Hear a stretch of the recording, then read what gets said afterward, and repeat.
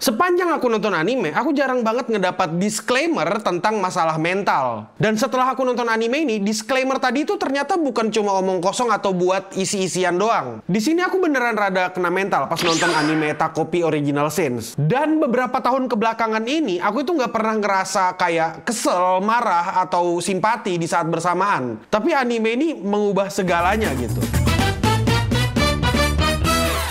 Sebelum mulai, aku mau mengingatkan kalau ini adalah first impressionku ke animenya. Jadi, meskipun aku udah kayak ngebaca manganya sekitar 2 tahun yang lalu, aku bakal berusaha ngebahas tentang anime only. Dan mungkin nanti ke depannya, video ini bakal ku bikin jadi kayak 3 bagian. Dan kita lihat nanti gimana jadinya. Sebelum kita lanjut, aku mau mengingatkan kau sekali lagi, kalau misalnya kau bukan orang yang kuat atau punya rasa empati yang sangat tinggi, aku kurang menyarankan anime ini. Karena anime ini ceritanya itu berat banget dan bagaimanapun caranya, aku pasti mikir. Ya nggak per se pasti mikir, tapi kepikiran sama animenya. Emang animenya bakal seberat apa sih bang sampai segitunya lu ngingetin? Nah, anime Takopi Original Sin itu adalah anime yang bercerita tentang alien pink yang berasal dari planet kebahagiaan. Dan di planet itu semua orang bahagia dan katanya di sana nggak ada penderitaan juga. Terus alien tadi yang namanya Takopi ini datang ke bumi dengan tujuan untuk membawa kebahagiaan atau menyebarkan kebahagiaan. Dan secara kebetulan juga ketika alien ini datang ke bumi, dia ketemu dengan orang yang namanya Shizuka. Nah, dia ini tuh kayak cewek yang kerjaannya itu dibully mulu, dibulinya sangat-sangat parah sampai-sampai penampilannya itu kayak depressing banget. Dan di sini Takopi itu kayak berusaha banget gitu, kayak terobsesi buat bikin Shizuka bahagia dengan alat-alat ajaib yang dia punya. Nah, kalau dipikir-pikir secara singkat, anime ini kayak punya cerita yang mirip banget dengan Doraemon. Secara teknis kau nggak salah, tapi ya nggak sepenuhnya benar juga. Ya ibaratnya kayak gini deh, ada kayak Nobitanya nggak punya teman, habis itu dia nggak punya harapan untuk hidup. Terus habis itu ada lagi alat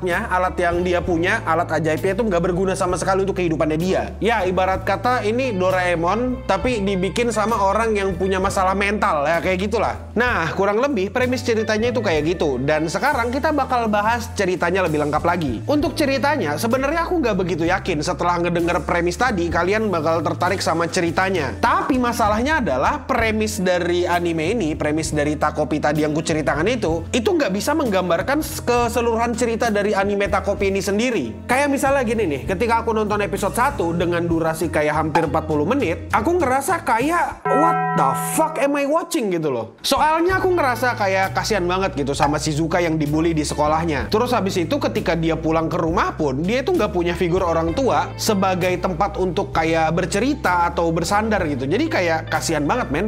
Basically Shizuka ini hidup dalam keterpurukan gitu, kayak literally mimpi buruk semua umat manusia. Karena kalau misalnya bisa milih kehidupan, aku nggak yakin ada orang yang mau hidup kayak gitu. Maksudku kayak gini loh, di percakapan awalnya aja ada satu dialog yang bikin aku kayak langsung megang jidat sendiri gitu loh. Kurang lebih percakapannya itu kayak Takopi dia nawarin alat yang bisa terbang ke Shizuka. Terus habis itu Shizuka bilang, kalaupun misalnya aku bisa terbang, itu nggak akan mengubah apapun. Coba pikirkan baik-baik deh. Maksudku kayak gini loh, kita ketemu, kita waktu bocah ya, kita waktu bocah itu kayak kita punya mimpi bisa pengen terbang, teleport, apa segala gitu. Masalahnya, aku nggak nyangka kata-kata yang kayak tadi, kalau misalnya aku bisa terbang pun nggak akan mengubah apapun, itu aku nggak nyangka kalau kata-kata itu bakal keluar dari mulut orang, dari orang yang kayak Shizuka, dari orang umur segitu ngomong kayak gitu tuh aku udah kayak astaga naga. Kalau dipikir-pikir mimpi buruk apa atau kehidupan apa yang dia jalani sampai dia itu punya pemikiran yang gak di umur anak pada umumnya gitu. Sebenarnya ya ada banyak hal yang bikin sakit hati gitu ketika aku nontonin cerita di anime ini. Kayak misalnya ada pembulian yang dilakukan secara konstan dari orang-orang yang ada di sekolahnya dia, dan mereka ngebulinya itu sambil ketawa-ketawa bahagia gitu, kayak gak ada rasa kelihatan bersalah dari ekspresi mukanya apa segala, nggak ada. Terus yang bikin aku jengkel itu waktu Takopi yang clueless dan gak peka gitu dengan apa yang dialami sama Shizuka. Sumpah itu aku kayak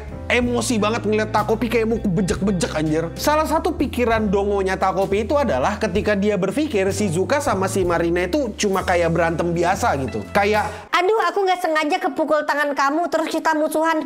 You know what I'm saying? Kayak dikira cuma berantem biasa. Dan habis itu Takopi itu mikir dengan ngobrol terus saling minta maaf itu semuanya selesai. Padahal kalau kamu lihat di animenya itu kelihatan banget men, kalau Shizuka waktu ketemu Marina, dia itu kayak ketakutan gitu. Dia ketakutan di dalam toilet sebelum ketemu sama beliau. Terus habis itu adegan selanjutnya tuh, setelah adegan toilet itu, akhirnya Takopi itu kayak make alat buat menirukan badannya Shizuka. Dan ketika dia niru badan Shizuka dan ketemu sama Marina, dia itu kelihatan gak berdaya. Setelah ditampar terus, aduh sakit.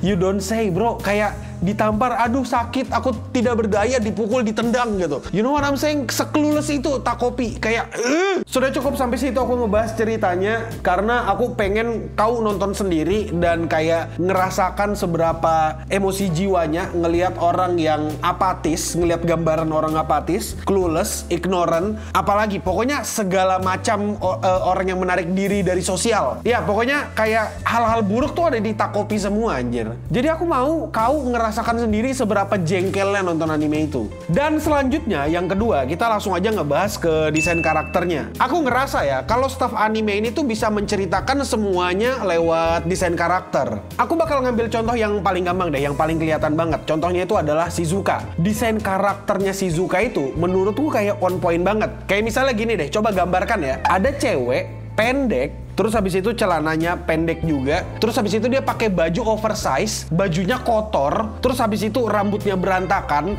matanya juga bukan mata yang bahagia. Dan ketika ngeliat desain karakter itu, aku ngerasa itu desain karakter yang on point buat menceritakan Shizuka. Kayak gini loh, desainnya itu menceritakan kalau dia itu adalah korban gitu. Dia itu kayak korban jahatnya lingkungan sekitarnya dia, dan itu yang ngebentuk dia kayak gitu. Kayak kau ngerti gak sih ngelihat orang dengan baju putih lusuh dan oversize, kelihatan kayak orang gak diurus keluarga, kayak gitu, itu Shizuka banget tuh. Terus habis itu juga kau bisa perhatikan dari tasnya deh, tasnya merah lusuh kayak gitu, udah banyak bekas coretan atau kayak sayat-sayatan, itu kau bisa ngeliat sendiri kalau ya jelas lah dari situ udah kelihatan kalau dia korban bully gitu. Nah selain yang tadi ku sebutkan itu, ada satu contoh lagi, ini bakal ku jelaskan sedikit atau ku ceritakan sedikit menurut apa yang ku tahu. Kalau kau nonton anime atau misalnya ngelihat pengumuman anime, biasanya mereka kan ada kayak ngasih karakter sheet gitu loh, kayak ada ekspresinya ketika sedih, marah, senang atau apapun itu, kayak dari depan, dari belakang dan sebagainya. Ketika aku ngelihat Shizuka ketemu anjingnya, betul dia ngeluarkan ekspresi yang bahagia gitu, tapi di ekspresi bahagia tadi tuh aku malah kayak ngerasa simpati. Kayak itu tuh adegannya waktu dia ketemu sama anjingnya, dan ya seperti yang kita tahu, dan kalau kau nggak tahu aku bakal kasih tahu sekarang, anjingnya Shizuka itu adalah satu-satunya support mentalnya dia.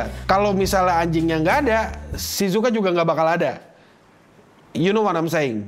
Nah, sekarang kita langsung aja ke bagian ketiga ya, karena bagian tadi itu udah cukup nyenggol ke animasi, dan sekarang kita bahas animasinya. Menurutku, salah satu adegan yang bisa sangat-sangat di-highlight, yang penting banget dari anime ini, adalah karakter actingnya. Di sana kau benar-benar bisa ngeliat gitu, gimana gambaran Takopi yang berubah jadi Shizuka, terus habis itu dia menangis ketakutan gitu, ketika dia berhadapan dengan Marina dan ditampar sama Marina. Adegan nangis dan memohon di sana, itu bikin aku ngerasa kayak ikut tegang gitu. Karena gimana cara sutradaranya ngedireksi animasinya, voice actingnya, itu kayak mengemphasize itu gitu loh. Kayak bikin itu tambah kerasa. You know what I'm saying? Kalau misalnya nggak paham, aku bakal jelaskan dengan cara kayak basically karakter actingnya bagus. Itu kenapa kau bisa ngeliat itu animasinya cukup fluid, mukanya ekspresif, gimana cara dia nangis, gimana cara dia mohon-mohon. Jadi karena ekspresi mukanya itu ekspresif banget, terus habis itu dia kayak voice actingnya bagus, ya jadi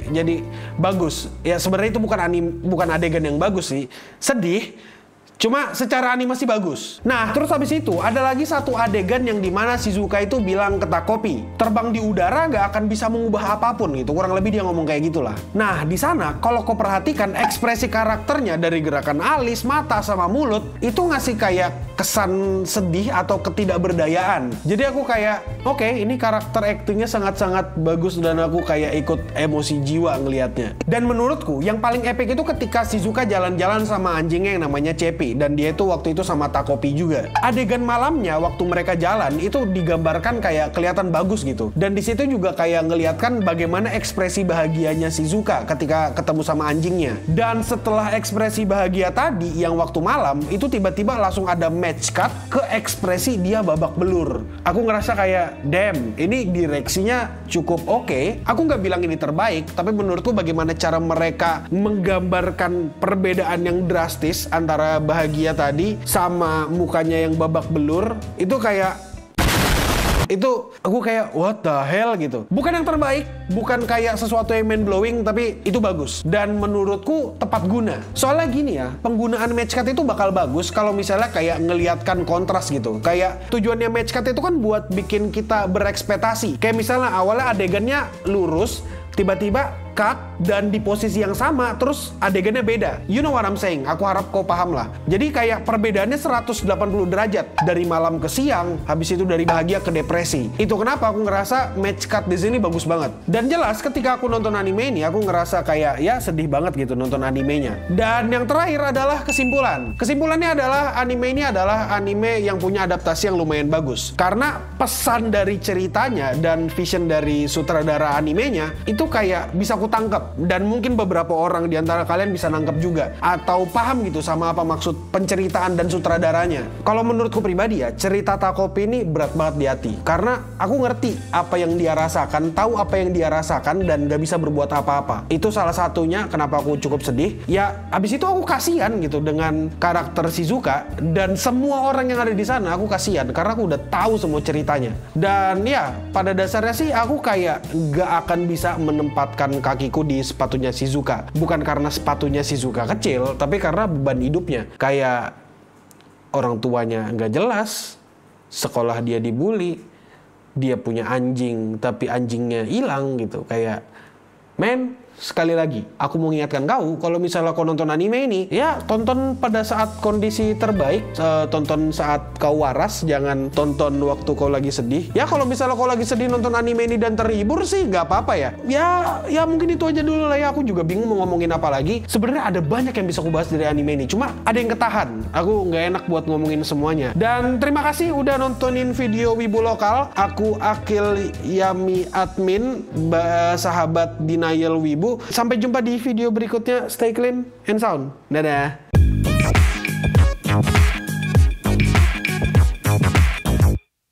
Tapi gini ya Le, soalnya kalau aku pikir-pikir anime Takopi itu aku udah baca manganya. Semua yang ada di sini itu twisted banget, kayak isi kepalanya ngeri. Terus habis itu aku selalu mikir, waktu pertama kali aku selesai baca Takopi, aku tuh pasti mikir, ini penulisnya tuh makan apa sih? Kayak dia dijahatin siapa sih? You know what I'm saying? Kayak kan biasanya karya itu kayak gambaran atau desire dari penulisnya gitu. Kok bisa ya dia nulis kayak gini ya? Aku kayak kasihan lama-lama sama penulisnya. Nggak tahu dah, terserah gimana menurutmu.